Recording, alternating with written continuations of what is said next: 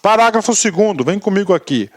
As secretarias executivas das comissões de ética serão chefiadas por servidor ou empregado do quadro permanente. Opa, aqui está falando, ó, aqui para quem ser responsável, por quem exercer a função de secretária executiva, tem que ser chefiado, claro, né, ser chefiado por servidor público do quadro permanente. Ok, bacana, né? Da entidade ou órgão ocupante de cargo de direção compatível com a sua estrutura, alocado sem remuneração de despesas, né? Então aí sem remuneração de despesas, né? Bacana, então falamos aí para vocês aí, né? Ok? Bacana, vamos lá, né? Artigo 8º. Aqui a aula é completa, né? Compete às instâncias superiores dos órgãos e entidades do Poder Executivo Federal, abrangendo a administração direta e indireta. Ou seja, instâncias superiores, ok, aos ministros, presidentes, quem? Diretor-geral. Observar e fazer observar as normas de ética e disciplina. Então, ministro, você vai ter que observar e fazer observar as normas de ética e disciplina. 2, constituir comissão de ética. Então, ele é obrigado, ou compete, tem o quê? Que constituir as comissões de ética. Garantir os recursos humanos, materiais e financeiros para que a comissão cumpra com as suas atribuições. E, finalmente, atender com prioridade as solicitações da CEP, né? Ou seja, aqui ele está trazendo o quê? Condições aí para fazer acontecer, porque chega lá, o ministro não dá atenção, não dá nada, a coisa não vai acontecer. Então, o dirigente máximo tem essas responsabilidades. Bacana? Professor, isso aqui cai em prova? Cai, vem comigo. Universidade Federal do Pará, FADESP 2018, assistente administrativo. Tá? O decreto número 6.029 de 2007, que institui o Sistema de Gestão da Ética do Serviço Público Federal, estabelece em seu artigo 8º, né, as competências das instâncias superiores dos órgãos e entidades do Poder Executivo Federal, abrangendo a administração pública direta e indireta. Quanto a essas competências, analisa os itens seguintes, né? Professor, e aí? Vamos analisar o comando da questão. O comando da questão, ele fala o artigo 8º. Professor, instâncias superiores, quem são esses caras aqui? São os titulares das pastas, né? O ministro, né? Ou seja, você, ministro, você vai ter que ter algumas obrigações para fazer acontecer o sistema de gestão de ética pública, né? E aí, professor, vem comigo, né? Primeiro, observar e fazer observar as normas de ética e disciplina. Bacana, verdadeiro. Opa, isso aqui pus falso, mas ele é verdadeiro, apago aqui agora, né? Então, o primeiro é verdadeiro, inclusive o inciso 1 do artigo 8º. Constituir a comissão de ética. Bacana, verdadeiro, né? Ok. Designar os integrantes da comissão, né? Designar os integrantes da comissão? Não, né? O artigo 8º, claro, ele não diz sobre isso, né? Não diz sobre isso, né? O artigo 8º não diz sobre isso. Vem comigo. 5º, estabelecer o cronograma de funcionamento? Falso, né? Então, o 3 é falso, o 5 é falso, né? E vem comigo. Por quê? Porque quem estabelece o cronograma de funcionamento é a própria comissão, né? Garantir os recursos humanos, materiais e financeiros para que a comissão cumpra com as suas atribuições, verdadeiríssimo, né? Inclusive, o inciso 3º aqui do artigo 8º. Atender com prioridade solicitações, verdadeiro. Ah, professor, como é que você sabe que é isso aqui? Porque, voltando o slide aqui um pouquinho, olha só, o artigo 8º, né? Ó, observar e fazer cumprir, constituir a comissão de ética, garantir o funcionamento e atender com prioridade. Tá? Então, isso aqui que foi cobrado na prova. Logo, questão fácil, o aluno do professor Luiz não erra. Gabarito correto é a letra E. Inciso 1, inciso 2, inciso 5 e inciso 6 apenas estão corretos. Bacana. Gabarito, letra E. 9. Fica constituída a rede de ética do Poder Executivo Federal, integrada pelos representantes das comissões de ética, de que trata os incisos 1, 2 e 3 do artigo 2º, com o objetivo de promover a cooperação técnica e avaliação da gestão ética, né? Professor, artigo 9º, olha só, o artigo 9º cria o que? A rede de ética pública. Professor, para que isso, né? Quem que compõe a rede? Todos os órgãos de ética, todas as comissões, né? Ó, inciso 1, a CEP, as comissões e as demais, né? Qual que é o objetivo? Promover a cooperação técnica e avaliação da gestão da ética. Ou seja, eles têm uma rede hoje, um produto. Isso aqui realmente atende os conceitos de sistema, né? Parágrafo único, vem comigo. Os integrantes da rede de ética se reunirão sob a coordenação da Comissão de Ética Pública, a CEP, porque ela é realmente aí, o órgão responsável pela coordenação do produto, pelo menos uma vez por ano, em fórum específico para avaliar o programa e as ações para a promoção de ética na administração pública. Ou seja, ele criou um fórum aí, pelo menos uma vez por ano, anual, para discutir esse produto em relação à ética pública. Bacana? Então, esse aqui que trata o artigo 9º. Artigo 10, vem comigo, né? Os trabalhos da CEP e das demais comissões de ética devem ser desenvolvidas com celeridade e observância os seguintes princípios, né? Ou seja, o artigo 10, ele trata o quê? Um perfil de comportamento, de atitude, de princípios que os membros das comissões deverão ter. Então vem comigo, vamos lá. Celeridade, que ou seja, rapidez, rápida, né? Então vem, primeiro princípio, proteção à honra e à imagem da pessoa investigada. Então ele está sendo investigado. Por que a pessoa está sendo investigada? A pessoa somente é investigada quando ele desrespeita, ele não observa algum preceito ético previsto. Então ele vai ser o quê? Vai ser o quê? Investigado. É claro que ele está em fase de investigado, né? Ele tem que fazer o quê? A comissão vai ter que proteger a honra e a imagem da pessoa investigada. Olha que coisa interessante, né? Então tem que proteger a honra da pessoa investigada. 2, proteção à identidade do denunciante. Olha aí, né? Então ele protege o denunciante. Por que ele quer proteger a identidade do denunciante? Para incentivar as pessoas realmente a denunciarem comportamentos não éticos, né? Que deverá ser mantida sob reserva se este assim desejar. Então olha aí, né? Então tem que ser mantida sob reserva, né? Se este assim desejar. Se reserva, ou seja, não pública, né? A gente vai falar um pouco mais sobre reserva, né? Então é o seguinte, olha só. Se este assim desejar agora, acontece, eu já vi muitos casos, né? Eu já fui servidor público aí, eu tenho uma boa experiência em relação a isso. Eu conheço alguns casos que o cara faz questão de falar, eu denunciei, eu quero que conste nos meus autos, né? Nos autos do meu nome. Então, neste caso, esse não deseja a reserva, né? Ele deseja aí que seja publicado. Aí tudo bem, isso pode ser cobrado na prova. E finalmente, né? Então essas comissões de ética, então ele tem que proteger a honra e a imagem da pessoa investigada. Ele vai ter que tratar com reserva o denunciante e independência e imparcialidade dos seus membros na apuração dos fatos com as garantias asseguradas neste decreto. Então, na apuração dos fatos, né, os membros deverão apurar, tá, tanto da CEP quanto da Comissão de Ética e demais comissões, ter independência e parcialidade. Professor, e aí? Cara, princípio, cara. Examinador adora princípio, né? Ele adora princípio e princípios são sempre o quê? As questões mais fáceis que nós temos. Isso cai na prova? Cai. Vem comigo. Olha só, olha só. Universidade do Pará, FADESP 2018, assistente administrativo, vamos lá. Ainda com referência ao decreto 6.029 de 2007, é o quê? O Sistema de Ética Pública, o artigo 10º, né? O que trata o artigo 10? O artigo 3, ele traz o quê? Ele traz que ele fala que a CEP e a Comissão de Ética deverão tratar o quê? Eles deverão ser célere, né? Ou seja, ser célere e observar os princípios, que são 3, né? Vem comigo.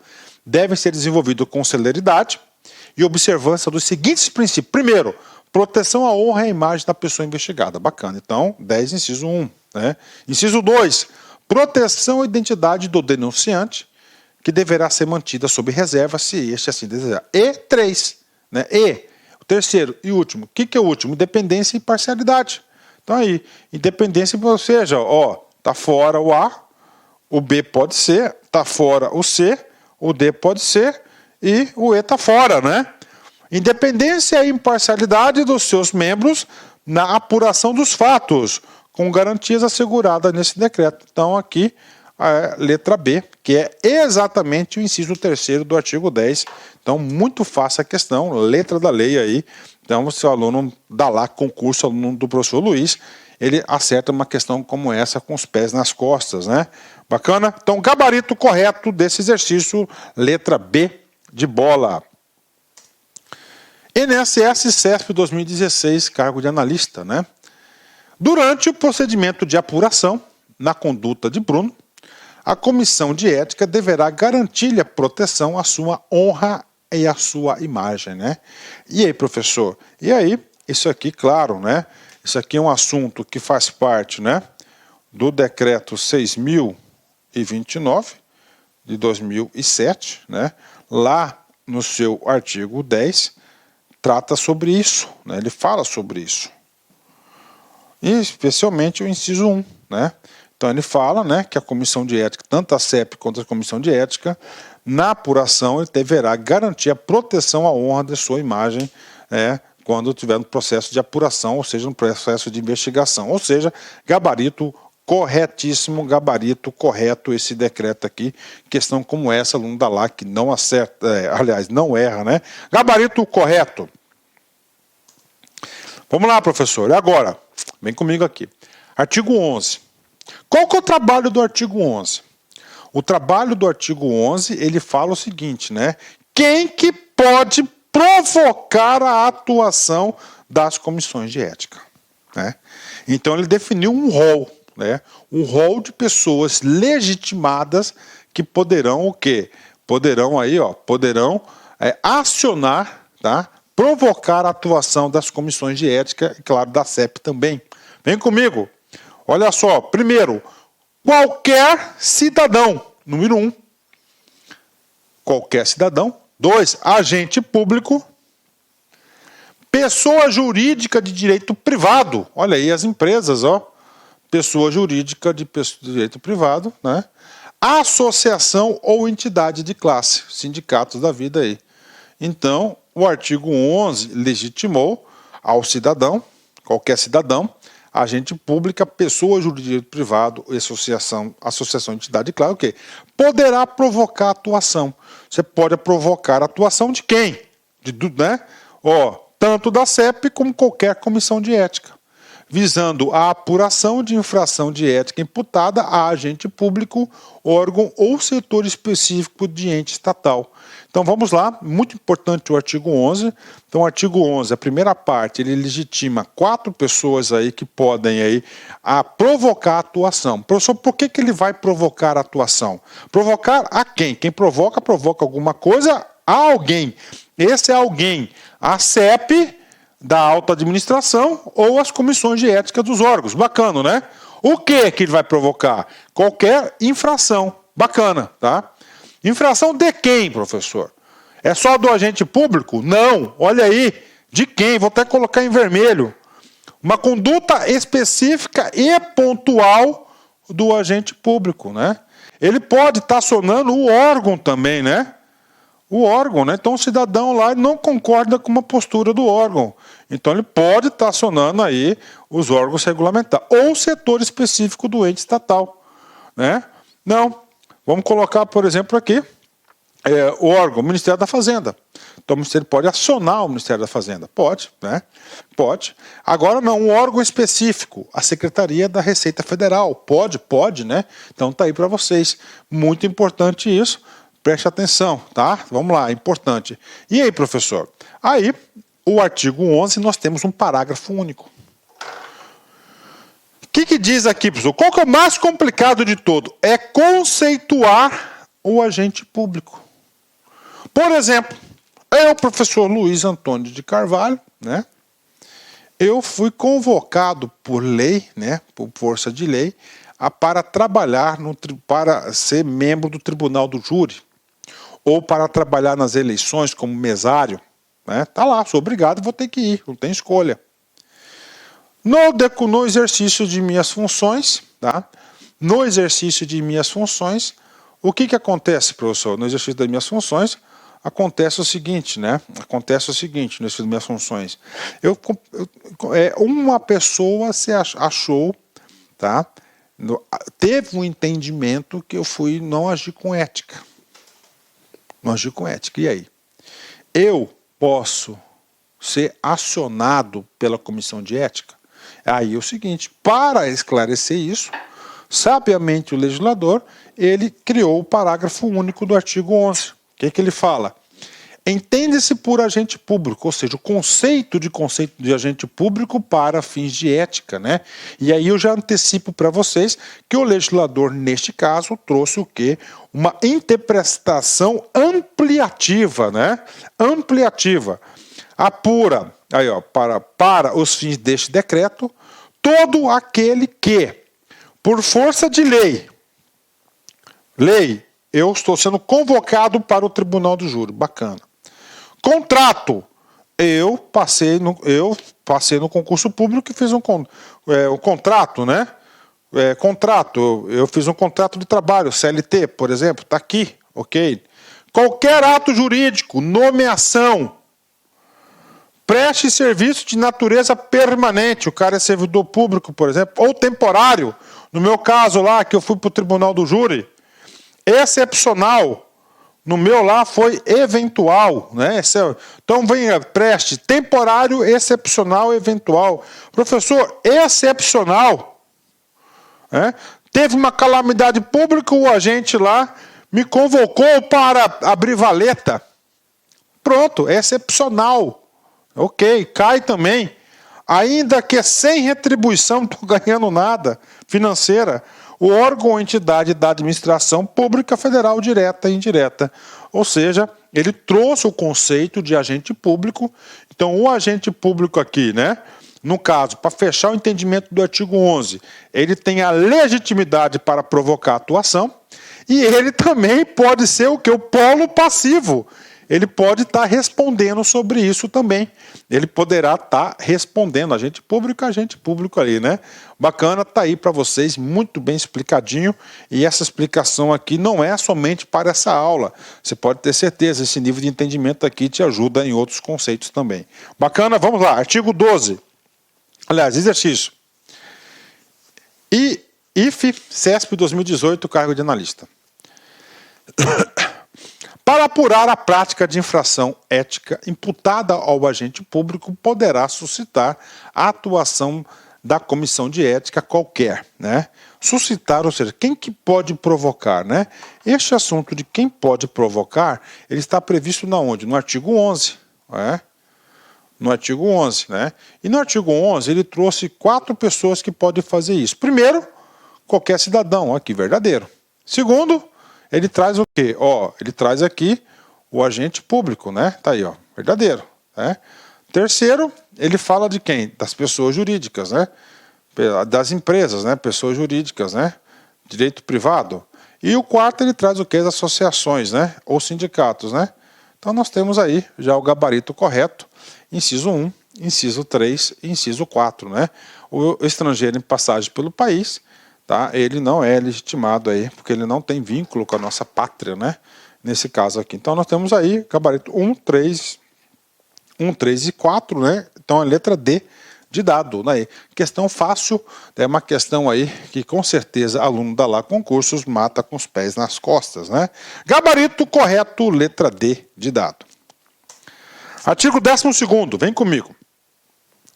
Agora, a gente já falou, agora a gente vai entrar numa parte do sistema na qual o artigo 12, tá? E o artigo 13, ele vai começar a tratar o quê? Sobre o processo de apuração e investigação. A gente vai falar de instauração, de prazo, de resposta, de decisão, ou seja, o processo, como é que vai se dar o processo investigatório. O processo de apuração de prática de ato que, em desrespeito ao preceito do Código de Conduta da Alta Administração e no Código de Ética Profissional do Servidor Público Civil do Poder Executivo Federal, tanto aqui são duas coisas, ou seja, é o mesmo trâmite, né? Tanto para o Código de Conduta da Alta Administração, que vai ficar de responsabilidade da CEP, de ministros e de ministros, né, da Alta Administração, e abaixo, dos servidores públicos em geral. Será instaurado de ofício. O que é de ofício? De vontade das próprias comissões ou em razão de denúncia. Só que não é qualquer denúncia, né? Denúncia fundamentada, que tenha um mínimo de fundamento. Respeitando-se sempre as garantias do contraditório, Então, é assegurado o contraditório e a ampla defesa, inclusive princípio constitucional, pela Comissão de Ética Pública e comissões de ética que tratam inciso 2 e 3 do ano, conforme o caso, que notificará o investigado para manifestar-se por escrito no prazo de 10 dias, né? E aí, professor, aqui tinha que estar em amarelo. Ó, então é o seguinte, como é que começa a apuração, né? Começa aqui pela notificação, notificará o investigado para manifestar-se, atenção, ó, por escrito, na prova vai estar verbalmente, no prazo de 10 dias. Então, o investigado, ele será notificado e ele tem 10 dias para se manifestar por escrito sobre aquela denúncia ou aquela situação de desrespeito que ora foi apurada. Então, isso aqui é importante, tanto para o Código de Conduta da Alta Administração, quanto para a Comissão de Ética. Então, será notificado no prazo de 10 dias por escrito, né? Vamos lá, parágrafo primeiro. O investigado poderá produzir prova documental necessária para a sua defesa. Então, ele pode produzir prova documental, ok, né? Parágrafo 2º. As comissões de ética poderão requisitar os documentos que entenderes necessários à instrução probatória e também promover diligências e solicitar pareceres de especialistas. Ou seja, o legislador está dando o quê? Está dando mecanismos de atuação da comissão de ética. Então, ele pode fazer diligências, ele pode solicitar documentos e pode solicitar parecer de especialista, tudo isso para esclarecer o devido fato, né? Parágrafo 3º. Na hipótese de serem juntados nos autos da investigação, após a manifestação referida no caput deste artigo, novos elementos de prova, o investigado será notificado para nova manifestação no prazo de 10 dias, né? Então, no decorrer, se forem juntados aí, né, após a manifestação que ele fez, fatos novos, ele terá mais 10 dias para o investigado, se manifestar. Parágrafo 4º. Concluída a instrução processual, as comissões de ética proferirão decisão conclusiva e fundamentada, ou seja, a comissão, passada aí a fase de instrução, instruiu, ouviu todo mundo, né? Bacana, o que acontece? Essa comissão agora, ele terá aí, ele vai ter que finalizar o processo. Como é que ele finaliza? Ele vai ter que proferir uma decisão. E essa decisão é conclusiva. O que é decisão conclusiva? É sim ou não? Sim. O que é sim? Não, ele realmente desrespeitou o Código de Ética. Não, ele não desrespeitou. Então, conclusiva, é sim ou não? Não pode, talvez. Aí ele vem, a sabedoria do legislador que segue a regra do direito. Conclusiva, sim ou não? É fundamentada. Ou seja, por que é sim? Ele vai ter que fundamentar. Por que é não? Ele vai ter que fundamentar. Parágrafo 5º, falando do processo ainda. Se a conclusão for pela existência de falta de ética, ou seja, pelo sim, desrespeitou, além das providências previstas no Código de Conduta da Alta Administração Federal e no Código de Conduta da Ética Profissional do Servidor Público, ou seja, a censura, as comissões de ética tomarão as seguintes providências no que couber. Ou seja, aqui o parágrafo 5º é importante. Apurou. Chegou à conclusão pelo sim, ele desrespeitou. E agora a legislação atribui responsabilidades, deveres de atuação para os membros da comissão. Primeiro, se for pelo sim, a comissão deverá encaminhamento de sugestão de exoneração do cargo ou função de confiança à autoridade hierarquicamente superior ou devolução ao órgão de origem conforme o caso. Então, vamos colocar um exemplo aqui para vocês da CEP, né? Então, o ministro desrespeitou aí o Código de Conduta da Alta Administração. E aí, professor? A CEP dá um parecer conclusivo, sim, ele desrespeitou, tá? E vai fundamentar por quê. E aí ele vai ter que encaminhar para a autoridade superior, se é ministro, para o presidente. E o PA vai encaminhar para o presidente a sugestão de exoneração por isso. O presidente acata ou não, ele não é obrigado a acatar. Tá? Ele tem um poder de Estado revestido sobre a sua pessoa, né? Sobre aquele cargo. Então ele vai ter que fazer isso. Tá? 2, vem comigo aqui. Encaminhamento conforme o caso para a Controladoria Geral da União ou unidade específica do sistema de correção do Poder Executivo Federal, que trata o decreto 5.480 de 30 de junho de 2015, para exame de eventuais transgressões disciplinares. E, finalmente, recomendação de abertura de procedimento administrativo se a gravidade da conduta assim o exigirem, ou seja, abrir o PAD, Então tá aí para vocês sobre o encaminhamento do SIM. Então ele caminha lá para a controle geral, vai para a abertura do PAD e a exoneração do cargo aí de confiança. Aqui é cargo de confiança, aqui não tem um vínculo permanente. O vínculo permanente ele vai cair aqui no PAD, que ele vai ser no PAD, Bacana? Então fechamos aqui o parágrafo 5º. Vem comigo, artigo 13. Será mantido com a chancela de reservado até que esteja concluída qualquer procedimento instaurado para apuração de prática em desrespeito às normas éticas. Olha aí. Será mantido a chancela de reservado. Será mantida a reserva a chancela de reservado. A chancela, o carimbo de reservado. Então lá no processo vai ter um carimbado, reservado. Tá? Este assunto reservado é um assunto inerente à arquivologia. Tá? Todos os documentos produzidos pela administração pública, em regra geral, eles são públicos, ou seja, toda e qualquer pessoa cidadã tem de acesso, tem direito a saber que está naquele processo. Então, regra geral, eles são públicos. Tá?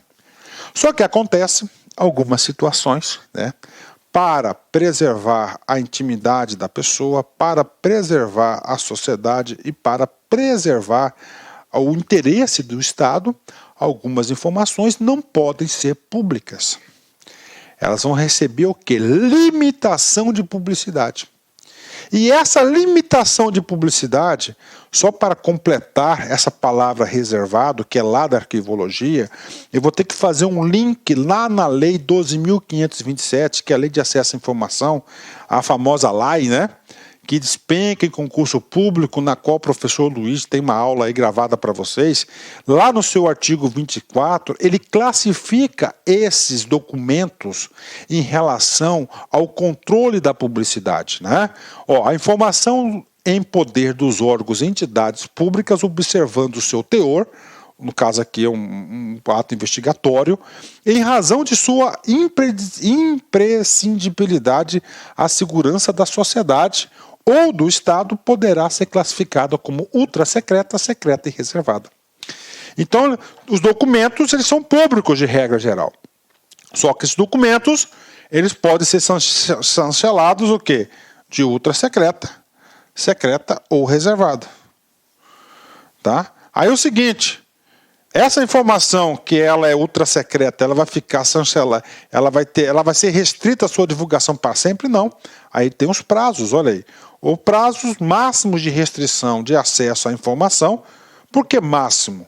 Porque é o seguinte, a regra geral é a publicação. Mais cedo ou mais tarde, a informação será pública, Conforme a classificação prevista no caput, vigoram a partir da data da sua produção e serão dos seguintes dados, Ultra-secreto, 25 anos. Secreta, 15 anos e reservada, 5 anos. 15 e 5. Então é o seguinte, vem comigo. É a chancela, então ela não vai ser pública a informação. Será mantida a chancela de reservada até que esteja concluído. Opa, então aqui, até 5 anos, A chancela. Então, quando concluiu o processo, cai a chancela de reservado. Concluiu o procedimento instaurado, de apuração da prática, cai a chancela, aí ela passa a ser pública. Isso que diz aí o artigo 13º, Professor, para que isso, Para preservar a imagem, a honra, do investigado. Claro, ele está sendo investigado, ele não pode ser crucificado por isso, Tem que chegar lá um parecer conclusivo e fundamentado que realmente ele tem culpa no cartório, senão, tchau, Você vai estar cometendo injustiças. Bacana? Parágrafo 1º.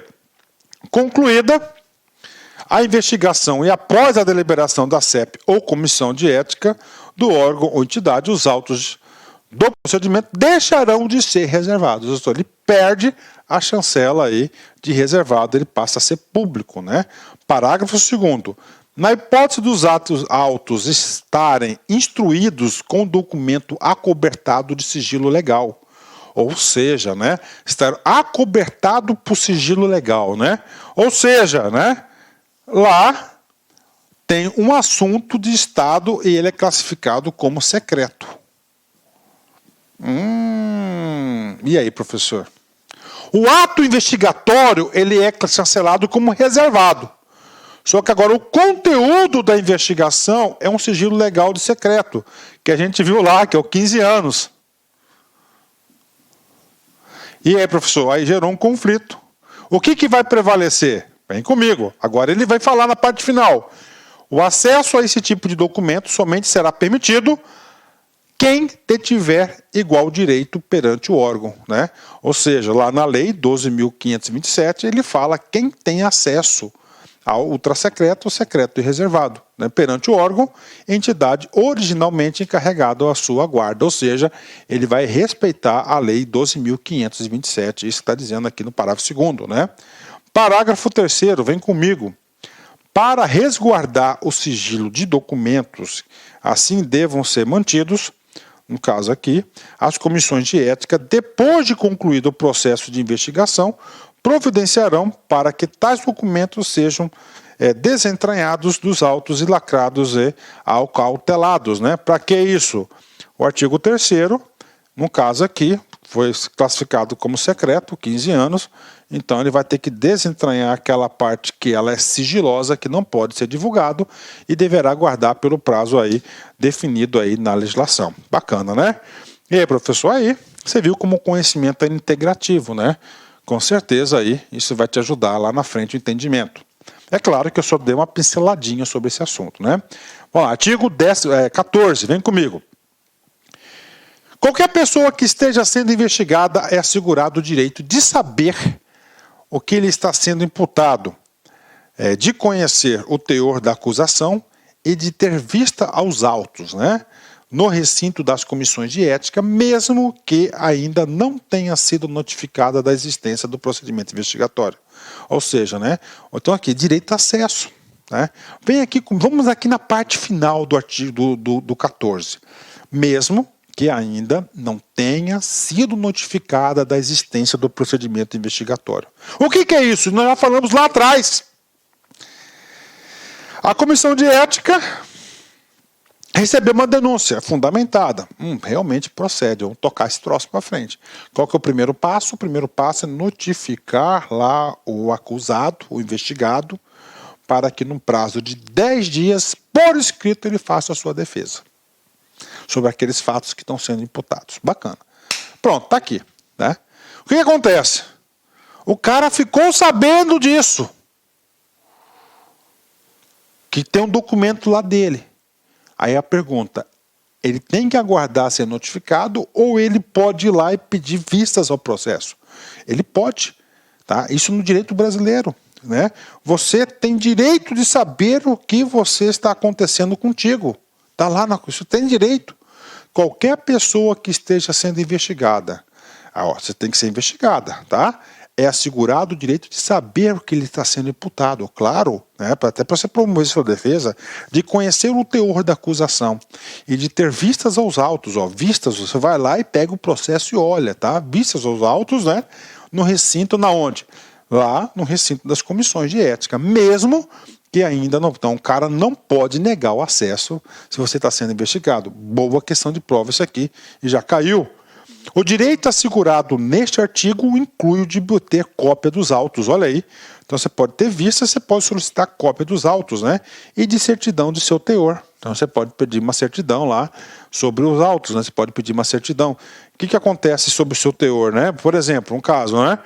Eu quero ir lá na comissão de ética do órgão, quero pedir uma certidão negativa, que eu não tenho nenhum procedimento contra mim. Pode? Claro que pode. Então vai lá, você faz isso. Então o cara vai lá, ele vai ter que fazer uma certidão para isso, não tem nada. Se tiver alguma coisa, ele vai ter que colocar lá, que se tem alguma coisa para você. Bacana? Então esse aqui é o 14º. Professor, se quer ir na prova? Cai, olha só, vem comigo, né? INSS CESP 2016, cargo de analista. Caso um procedimento instaurado por comissão de ética receba a chancela de reservado. Ok? Reservado. Poucos têm acesso. Ele sabe disso. Não pode ser público o documento, né? O investigado só terá o direito de saber o que lhe está sendo imputado, né?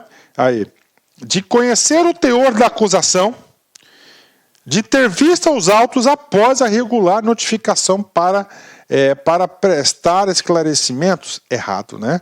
Errado, mas eu tiro o chapéu aqui para a banca do CESP, tá? Uma questão muito bem elaborada. Uma questão que a gente olha e a gente vê vários conhecimentos aí por trás dela. Ó, vem aqui, primeiro, caso um procedimento instaurado por comissão de ética receba chancela de reservado. Parou, né? Todo procedimento recebe a chancela de reservado até a sua conclusão. Quando ele é concluído, cai a chancela e é um documento público. Bacana, tá aí, né? Ele só colocou esse início aí para quê? Para confundir o aluno. O investigado só terá o direito de saber que ele está sendo imputado. Está errado, né? Porque a qualquer momento ele pode ir lá, mesmo antes. Mesmo antes de quê, professor? Mesmo antes de ele ser notificado para apresentar sua defesa por escrito em 10 dias. Isso que trata aqui o artigo 14. A qualquer pessoa que esteja sendo investigada é assegurado o direito de saber o que lhe está sendo imputado, de conhecer o teor da acusação e de ter vista os autos no recinto da comissão de ética, mesmo que ainda não tenha sido notificado da existência do procedimento investigatório. Artigo 14, ou seja, a questão está errada, simplesmente só terá o direito. Não é isso, ele tem o direito garantido pela legislação, pelo decreto 6.029. Logo, gabarito errado. Vem comigo, parte final da aula nossa aqui, né? Artigo 5º, né? Olha só. Então, aqui é um sistema de gestão de ética, né? Todo ato de posse, investidura, em função pública ou celebração de contrato de trabalho dos agentes públicos referidos no parágrafo único do artigo 11. Professor, o que trata o parágrafo único do artigo 11? Ele vem conceituar os agentes públicos. A gente viu que o agente público adotado pelo legislador aqui é um conceito amplo, né? Temporário, excepcional, especial e assim por diante. Deverá ser acompanhada da prestação do compromisso solene de acatamento e observância das regras estabelecidas pelo Código de Conduta da Alta Administração e do Código de Ética Profissional. O que está falando aqui, né? Ele está falando o seguinte, que no seu ato de posse, você vai ter que fazer o quê? Acatamento, observância, um compromisso solene. Você vai falar, eu juro obedecer o código. Você vai assinar. Então você tem que fazer um juramento solene aí, que você é ciente do Código de Ética e, claro, para quem é lá na crista da onda, do Código de Conduta dos Servidores, né? A posse em cargo ou função pública que submeta a autoridade às normas do Código de Conduta da Alta Administração Federal deve ser precedida de consulta de autoridade à Comissão de Ética Pública acerca de situação que possa suscitar o conflito de interesse, né? Então tá aí, se tiver, o que acontece? Quando você tiver, esse aqui está falando o seguinte, então o que acontece? Eu estou sendo nomeado para um cargo, tá?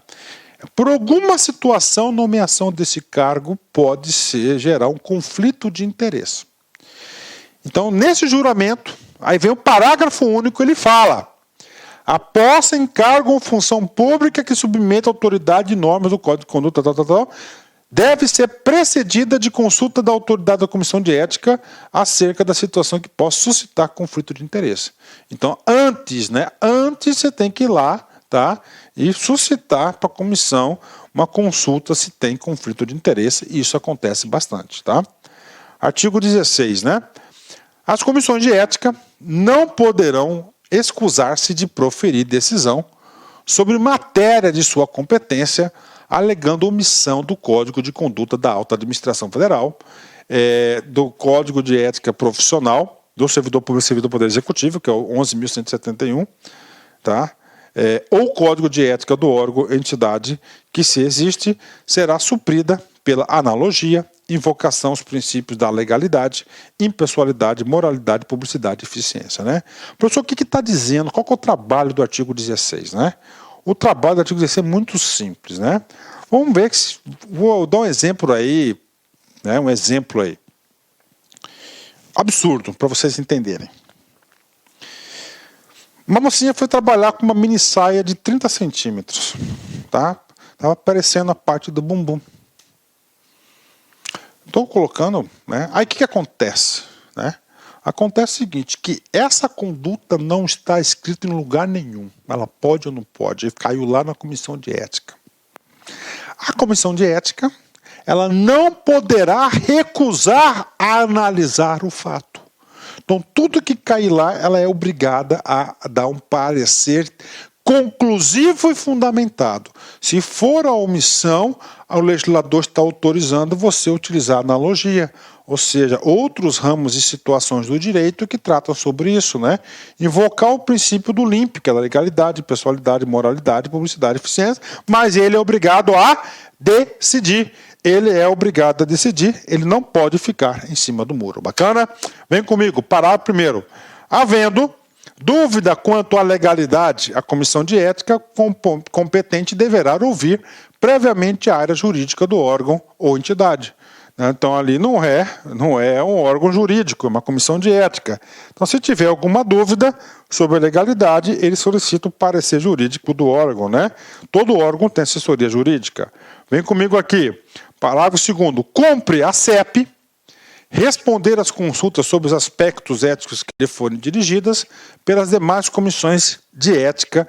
Então, o que acontece? E pelos órgãos e entidades que integram o Executivo Federal, bem como pelos cidadãos servidores que venham a ser indicados para ocupar cargo ou função de abrangida pelo Código de Conduta da Alta Administração. Ou seja, então ela vai responder a consulta das comissões. Bacana, né? Então, essa poder consultivo, tanto é que ela é o órgão coordenador aí do sistema como um todo. Artigo 17. As comissões de ética, sempre que constatarem a possível ocorrência de ilícitos penais, olha aí, então lá na apuração da conduta ética, ocorreu um crime, né? Um furto, por exemplo, né? Um crime contra a administração pública, né? Civil, né? Ilícito civil, né? Um prejuízo, uma improbidade administrativa ou um descumprimento de um dever funcional, uma infração disciplinar, no caso aqui que é administrativa, né? Então a comissão vai encaminhar uma cópia dos autos às autoridades competentes para apuração de tais fatos, sem prejuízo das medidas de sua competência. Então está aí para você. Então ele vai ter que fazer esse ressarcimento aí, essa punição, né? Vem comigo aqui. Artigo 18. As decisões das comissões de ética na análise de qualquer fato ou ato submetido à sua apreciação, ou por ela levantado, serão resumidas em ementa com a omissão dos nomes dos investigados. Isso pode cair na prova, cara. Então, assim, divulgadas no sítio do próprio órgão, bem como remetidas à Comissão de Ética Pública, né? Então, as comissões de ética, né, chegou qualquer procedimento lá, ele vai ter que fazer uma ementa, que é uma resuma e ementa do fato que chegou até a comissão, deverão publicar no site do órgão com omissão dos nomes dos investigados. Não pode publicar aí o nome dos investigados, até para a questão lá da honra, né? A questão lá da honra e da imagem dos investigados que a gente já viu. Artigo 19. Os trabalhos das comissões de ética, que tratam os incisos 2 e 3, que é do 171 e os demais, serão considerados relevantes, importantes, e terão prioridade sobre as atribuições próprias dos cargos dos seus membros, quando estes não atuarem com exclusividade da comissão. Prof, não entendi. Tudo bem. Um órgão pequenininho, tem uma comissão de ética lá, né?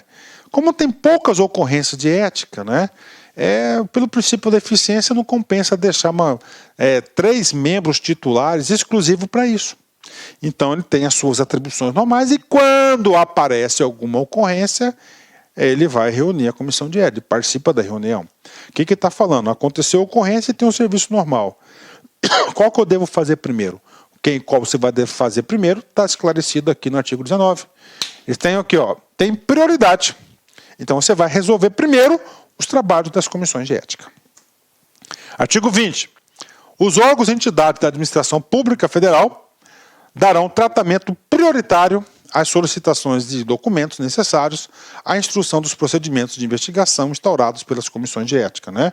Bacana, o que está dizendo aqui?